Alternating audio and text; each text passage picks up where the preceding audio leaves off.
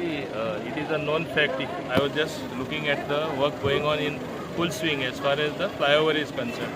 It's only one or two sections where they have temporarily halted the work because they are getting a fresh NOC according to the relevant height that is required. They are seeing whether at the existing design which was there prior to the controversy, whether it really obstruct OLS comes into play or not. If it does not come into play, then the same thing will continue.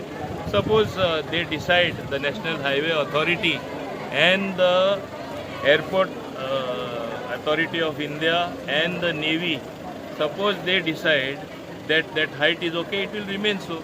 Suppose some changes are to be done, National Highway Authority of India will make the necessary changes in the height.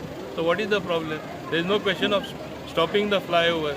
There is no question of stopping the good development that is taking place in entire Goa. But there are some negative people, they catch one small string and they try to blow it out of proportion. Like how much they were raving and ranting. They are known for that. People have lost faith in what they say. Otherwise there would have been such a hue and cry which they expected from people of South Goa. Why there is no reaction? Because they know this government believes in good development.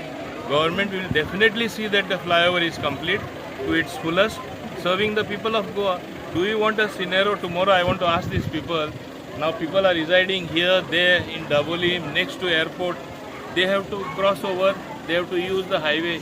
Do you want the traffic from MPA, that is Mormugao Port, to come and impact them and stop traffic everywhere? Have double or triple the accidents that never took place?